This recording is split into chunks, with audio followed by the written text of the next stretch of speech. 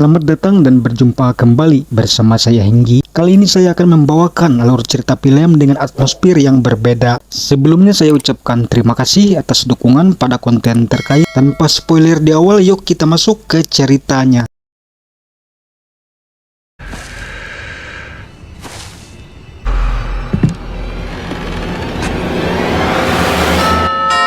Kisah diawali dengan sebuah keluarga yang mengadakan syukuran tahunan yang di Amerika biasa disebut Thanksgiving. Serip lokal ini bernama Eric. Ia datang ikut merayakan di kediaman temannya Jack dan Amanda. Seperti lebaran dengan tradisi ketupatnya, begitu juga mereka dengan hidangan kalkunnya. Jack yang seorang karyawan di sebuah toko telepon dari bosnya untuk masuk bekerja. Even in Plymouth. Especially in my own house. Di waktu yang sama di kediaman Thomas yang juga merayakan syukuran. Dalam perkumpulan mereka membahas toko Thomas yang harusnya tutup di hari syukuran itu ternyata akan segera dibuka. Very happy Thanksgiving. Just fucking calm down. Suasana meriah dengan banyak orang berkumpul yang tak sabar menunggu toko Thomas tersebut akan dibuka. Mengingat hari syukuran itu adalah sebuah hari libur nasional di Amerika, tentunya semua pusat perbelanjaan ditutup. Jadi tak heran toko Thomas akhirnya menjadi pusat serbuan orang-orang karena hanya satu-satunya yang akan dibuka di kota Plymouth. Guys, we need to do this quick, okay? 5 minutes. In and out. Stealth mission, I promise. Semua berdesakan dan mulai memanas, ingin berebut tak sabar. Lebih dulu berada di dalam toko. Satpam yang menertibkan tempat itu pun mereka dibuat kewalahan. Surprise. Di dalam toko para karyawan rupanya tidak mau ketinggalan. Mereka juga mengajak keluarganya seperti halnya Jack yang mengajak Amanda. What happened? Sebenarnya warga-warga yang tak sabar ini meski membuat kericuhan masih bisa tetap menahan diri sampai beberapa menit lagi toko akan dibuka. Namun masalah mulai muncul gara-gara si gondrong yang bukan karyawan toko hanya karena berteman dengan Jessica jadinya bisa berada di dalam. Melihat si gondrong yang dengan songongnya berada di sana memamerkan dirinya sehingga inilah yang terjadi. Semua terus berhamburan mencoba berebut masuk. Melihat hal itu, sebelum pintu dirusak, maka satpam ini bergegas akan membuka pintu. Karena panik membuat ia kesulitan membuka sehingga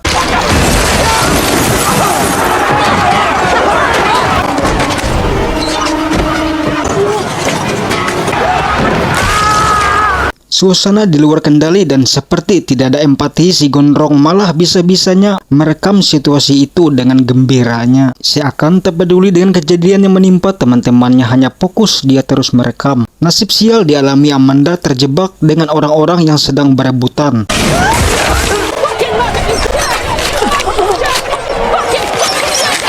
Tidak berbeda dengan Bobby yang mencoba membantu satpam tersebut.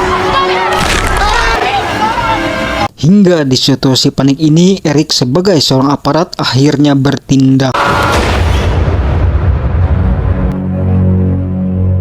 1 tahun kemudian setelah peristiwa berdarah di hari syukuran nasional itu, yang menyisakan kenangan pahit di koran-koran masih dituliskan dan tentunya dari rekaman si gondrong yang sempat menyebar juga masih bisa disaksikan tayang kembali dalam berbagai akun sosmed yang memposting ulang. Bukan tanpa alasan karena memang bertepatan 1 tahun memasuki hari nasional syukuran itu lagi. Untuk memperingati peristiwa berdarah itu, maka orang-orang berdemo agar perayaan itu dihilangkan dan tidak melakukan kegiatan perayaan apapun untuk menyambutnya.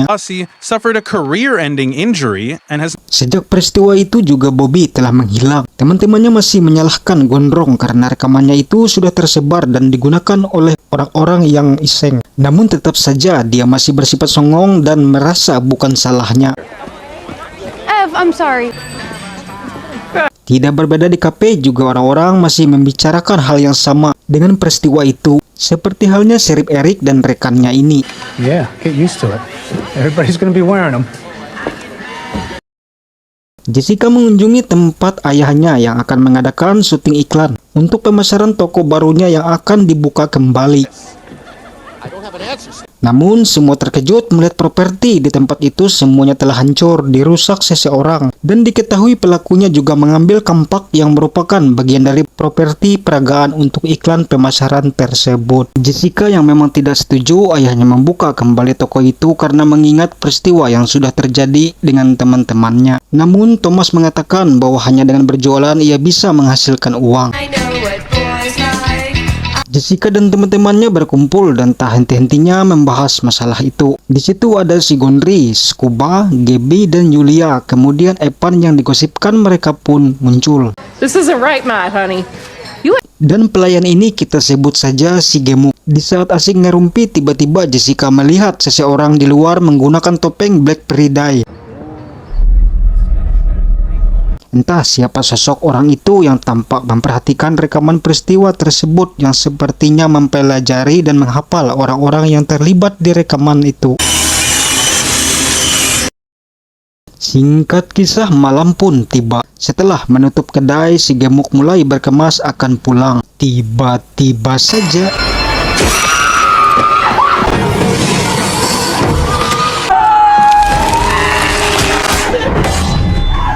dengan panik, si Gemuk berhasil lolos kemudian mencoba meminta pertolongan akan tetapi layar sentuh HP-nya. Merasa aman kemudian ia segera pergi, namun ternyata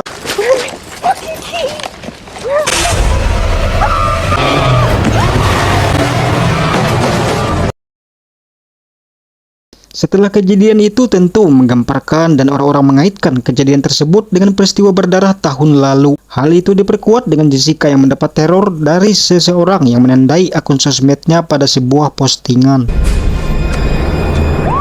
Polisi dan tim forensik terus mengusut hal itu di TKP dan di kantor polisi. Detektif Chow tak mendapat petunjuk dari CCTV yang hanya memperlihatkan sosok bertopeng Black Friday. In front of his store? I'm asking him. Saat sibuk membahas kejadian itu, di jalan mereka menjumpai Mac yang mengajak mereka semua datang ke acaranya. Mac yang diketahui agak liar suka mengadakan acara mabuk-mabukan dan mengoleksi senpi ilegal tentu saja tidak disukai mereka. Jess?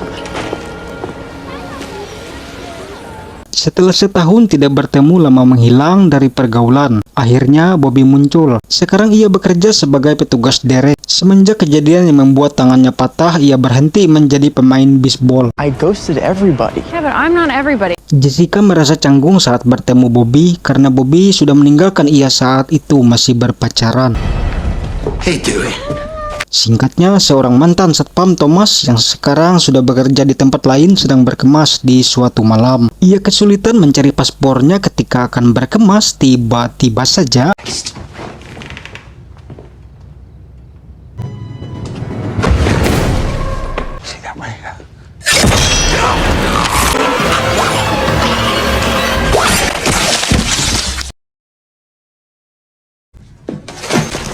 sebelum pergi sempat-sempatnya ia memberi makan kucing itu.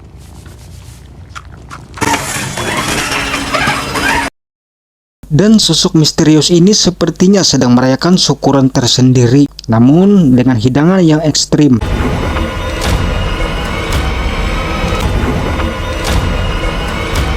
Dan lagi-lagi Jessica mendapat teror dari orang itu. Pihak kepolisian bahkan FBI berusaha keras menyelidiki namun tidak juga membuahkan hasil. For school, he's always the turkey in the. Jessica dan Bobby mendatangi Sheriff Eric karena sebelumnya Eric sudah meminta apabila menemukan hal baru segera memberitahukannya. Tentunya agar Jessica dan kawan-kawan yang diteror si pelaku bisa ia lindungi. And we'll get some help from a... Di suatu hari saat sedang berkumpul, mereka rupanya mencurigai Evan sebagai pelaku. Karena Evan semenjak peristiwa itu jarang berkumpul dengan mereka. Sehingga Bobby yang mencurigai Evan terlebih lagi cemburu karena sekarang Evan berpacaran dengan Jessica. Sehingga saat bertemu mereka sempat bersinggungan.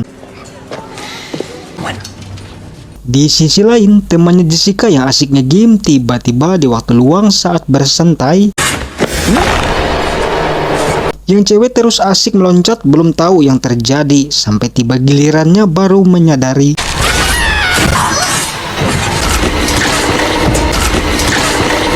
Sekarang korban terus bertambah dan semuanya tentu yang terlibat pada peristiwa berdarah di toko emas tahun lalu. Di kampus, si Gondrong dan pacarnya juga bernasib sama. Saat asik berjalan setelah menyapa Jessica, yang dijumpai tiba-tiba saja. Menyadari mereka yang berganti pakaian belum juga kembali, maka Jessica pun mendatanginya. Sambil mengirim pesan, ia terus berjalan dan ternyata ponsel itu. Kemudian tiba-tiba saja Jessica berhasil lolos dan bersembunyi. Ketika ingin mengambil gunting, tangannya menyenggol kaleng sehingga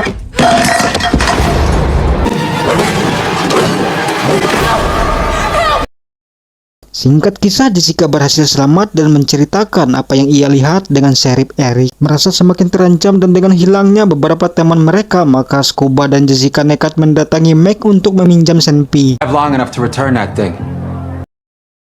Singkatnya, mereka dan Sheriff berkumpul untuk membuat siasat agar bisa menangkap pelaku, yaitu melalui sebuah karnaval yang diadakan. Maka semua pun bersiap terus waspada. Polisi juga sudah memantau berbaur dengan kerumunan. Tidak berapa lama kemudian, saat meriahnya karnaval yang disaksikan dengan antusias, tiba-tiba saja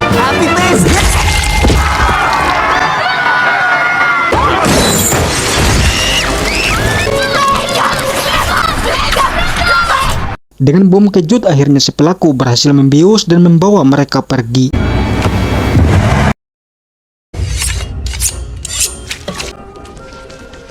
Saat terbangun, Kathleen sudah mendapati dirinya sudah dioleskan bumbu-bumbu panggang yang sering digunakan untuk mengoles membumbui kalkun. Saat lengah, Kathleen berhasil bersembunyi.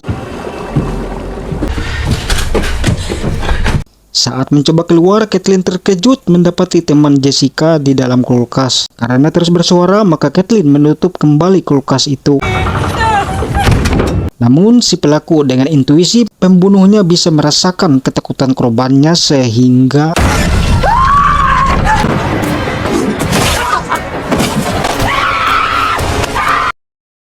terus Kathleen dimasukkan ke dalam oven layaknya kalkun, ia pun dipanggang.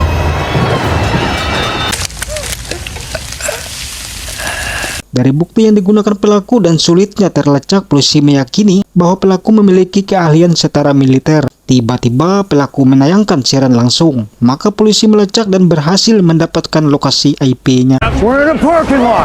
Namun disayangkan, setiba di lokasi mereka tidak menemukan apa-apa. Eric terus memandu timnya dalam pencarian, akhirnya mendapat sebuah terowongan. Maka bersama tim FBI bergerak cepat. Give me a sit rep. Did you find them? Namun alangkah terkejutnya mereka setelah mengetahui dipermainkan oleh pelaku. Ternyata siaran itu melalui HP yang merekam sebuah layar dan tempat sebenarnya berada di lokasi lain. Dengan menggunakan alat pengubah suara berbicara memberi sambutan, perayaan syukuran yang tentu saja hidangan ekstrim kalkun yang diganti dengan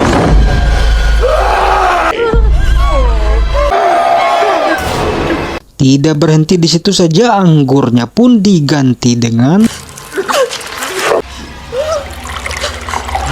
live siaran terus berlangsung hingga tibalah si Gondrong yang dipaksa pelaku untuk tampil dalam live streamingnya sehingga pelaku melakukan hal ini. Saat pelaku lengah, hal itu dimanfaatkan oleh Scuba dan Jessica untuk membuka ikatan menggunakan cincin yang sebelumnya diberikan Mac kepada Jessica, sehingga mereka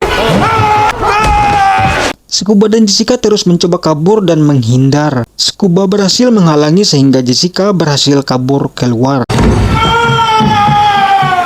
dan terus berlari melewati semak-semak berduri. Kemudian hampir saja akhirnya Jessica berhasil kabur dan terus berlari. Sheriff?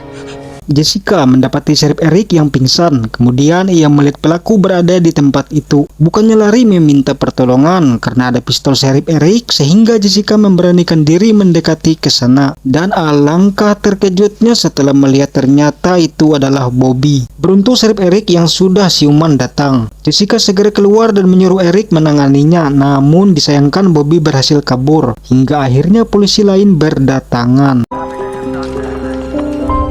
Setelah TKP diamankan dengan pencarian, petugas menemukan ponsel yang digunakan Bobby untuk live siaran dan ponsel itu masih aktif on menayangkan siaran. Setelah beres, polisi pun bubar dan mempercayakan ke Eric untuk mengemas membawa semua bukti. You're really brave. Jessica yang masih shock dengan kejadian hanya bisa terdiam. Dengan sabar sambil menenangkan Jessica, Eric menunggu sampai Jessica siap beranjak dari situ. Sambil melihat ponsel itu, dengan benak tak menyangka itu ulah Bobby sembari ia mencabuti duri dari semak-semak yang menempel saat berlari sebelumnya. Karena cukup lama, Eric pun kembali dan saat beranjak, Jessica tak sengaja melihat duri yang sama menempel pada celana Eric. Akhirnya ia mendapat kesimpulan dari kejadian sebelumnya dan dari perkataan Eric kepadanya, sehingga If only you'd been stuck on the fence a second longer. terungkaplah bahwa ia balas dendam karena peristiwa tahun lalu telah menewaskan Amanda, orang yang ia cintai. Bobby rupanya berhasil dibuat pingsan olehnya, namun saat itu juga tanpa disadari Eric, melalui ponsel yang masih on tersebut rupanya Jessica terus merekam. Eric menjadi marah dan ketika Jessica terdesak, beruntung Bobby yang siuman muncul. Mereka berdua terus berlari dan bersembunyi. Eric dengan amarahnya terus mencari mereka. Kemudian Bobby membawa Jessica menuju mobil dereknya dan sempat-sempatnya membuka tabung gas. Mobil berhasil menyala namun tersangkut sehingga hampir saja beruntung mobil bisa jalan kembali, tapi tali dereknya ini yang jadi masalah. Hingga di saat seperti itu, Jessica sempat-sempatnya mendapatkan ide melalui pelontar petasan. Akhirnya Be safe. singkat kisah, semua terkendali namun tim pemadam tidak menemukan mayat karena semua terbakar menjadi abu. Dan itulah cerita film kali ini. Entah apakah Eric berhasil selamat dari kebakaran itu dan menyamar menjadi tim damkar. Yang jelas Jessica dan Bobby akhirnya selamat. Teror sudah berakhir. Sampai jumpa di alur cerita selanjutnya. Sorry.